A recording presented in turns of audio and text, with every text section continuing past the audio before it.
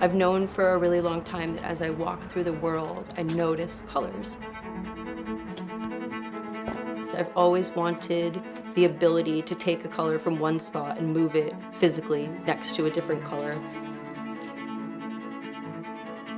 I think art enables me to do that in my own way on a smaller scale.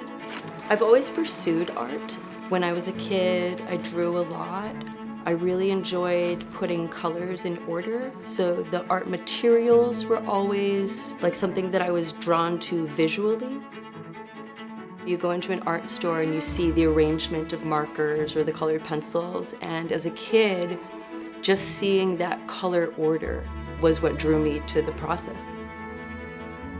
I think I always used art as a means of regulating and calming myself down, and I'd get lost in my own world of just putting one thing next to each other in a satisfying way. My brain requires that rearrangement of color and objects. I am autistic and I have ADHD, so I often use the short term AUDHD. Why are you stepping on the leg?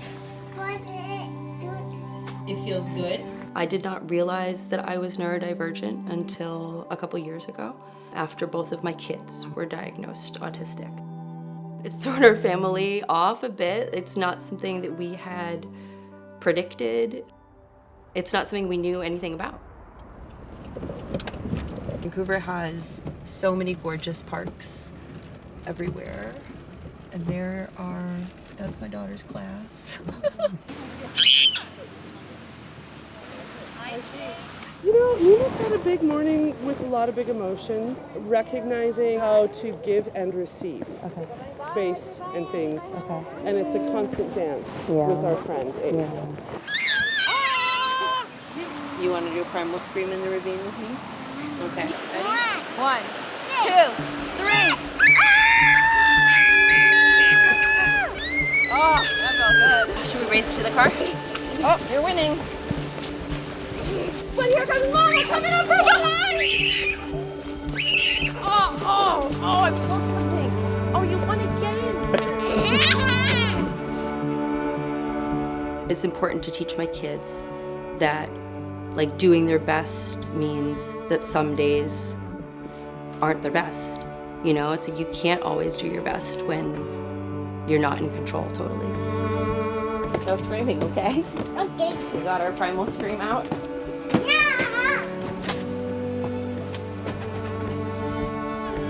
Dave! You need goalie, I will be goalie. I am excellent goalie. Oh.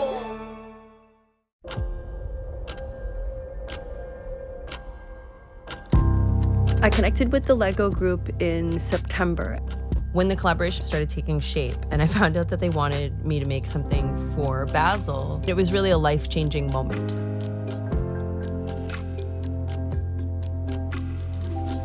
My brain never stops.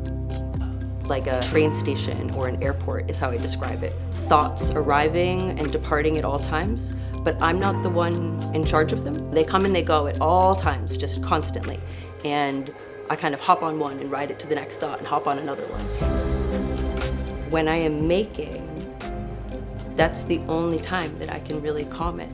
It's the only time where I'm just present and doing what's in front of me without worrying about the 10 million thoughts that are constantly going.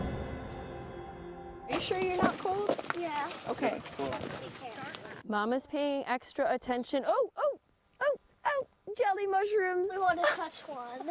You can. Okay, but I gotta take a picture of this because But they're poison it. this is what Mama wants to look for. I'm getting color and texture inspiration for the piece right now.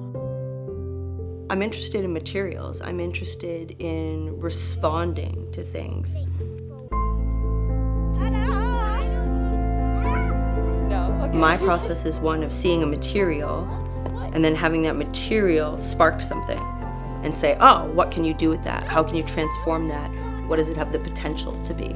And then working with it to find some hidden quality, like the thing that makes that thing itself, the thing that's most intrinsic to it. Bringing that out, highlighting it, or subverting it.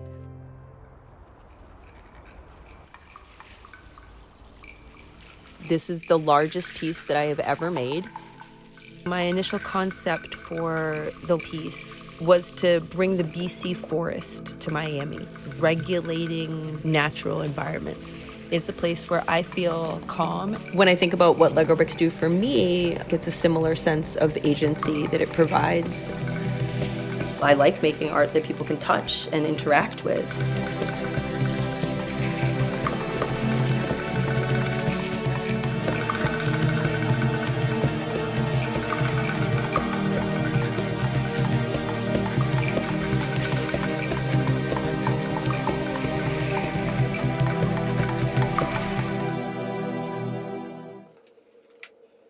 Whoa, what about this ship? All we need to do is add some pieces on. My son was 3. He was really into Lego bricks at the time. It was just Lego set after Lego set after Lego set, and all he ever wanted to do was build. He has taught me a lot. He knows how to use the pieces in ways that I don't. He can build sets like I can't at all. Who's better at sets, me or you? If you look closely, it's actually a green base. The color makes it stand out in a good way. I owe you a lot.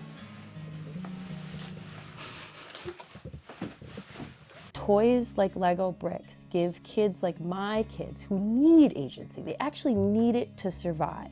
Like they have an intense survival drive driven by autonomy. Like they need to be autonomous. And we had to learn that as parents, that like they're not gonna be the type of kids that we could say, you do this, and then they'll do it. They have to be able to do it themselves. One day, he handed me this block of Lego bricks, and he said, I want you to have these colors. I think you'll like these colors. It was like a light bulb. And I said, oh, this is just color. These are just pieces of color. And if I use them just as color, then I can use them like I've been using paint or colored pencils or my collage materials, and I can just make art with them. I have an instinct for like which 2 pieces should go next to each other to create a vibration in your eye. Every piece I put down informs the next. It's like a call and a response, a call and a response, a call and a response. What I have learned in the process of using the Lego bricks as an art material is that they're far more versatile than I thought initially. Learning all the different ways to attach and learning all the ways that you can layer and build color depth has been really interesting. I can build a lot of texture and structure that can be read as linear elements, that can be read as big color fields.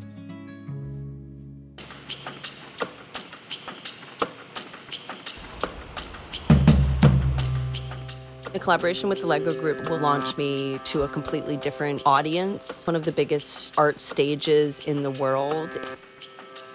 Being at Basel has been absolutely a surreal experience. I've worked so hard, so many years, and this has been a thing that I couldn't ever envision myself at. This is a dream come true, to do something that you love and have people recognize you for it. I love you. I miss them so much. Good art has 3 transformations. 1, the artist transforming the material. So I'm trying to make these Lego bricks into something greater than their individual thing. If the artist does that well, they're transformed in the process. When you make work, you come away with something saying, oh, now I understand something better about myself, about my material, about how others receive it. And using the Lego bricks as a material, as one of my mediums, I've expanded something in myself. I've transformed. The audience is the 3rd transformation. They see it and they're changed by it. They walk away saying, oh, I'm gonna go home and I'm gonna look at my Lego bricks differently now. I'm gonna see what I can do with them. I'm gonna put them together in a different way.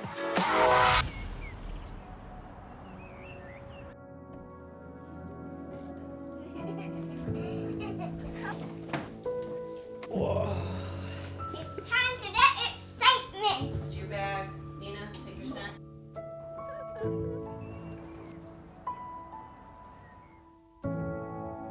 yeah, I mean, it's such a small thing.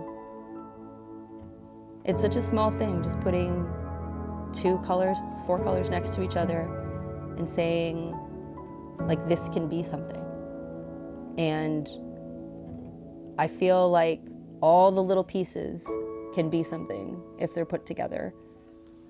It's just so cool to know that big ideas can come from small, tiny starts.